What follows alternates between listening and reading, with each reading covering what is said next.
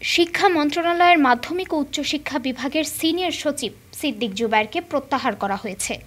22 জুলাই দুপুরে ফেসবুক পেজে এক পোস্টে এ তথ্য নিশ্চিত করেন তথ্য উপদেষ্টা মাহফুজ আলম।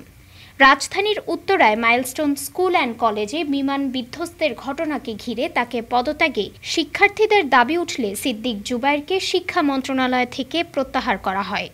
এদিকে দুপুরের পর থেকেই শিক্ষা উপদেষ্টা ও শিক্ষা সচিবের পদত্যাগের দাবিতে রাজধানীর সচিবালয়ের প্রধান ফটকের সামনে বিক্ষোভ শুরু করেন শিক্ষার্থীরা।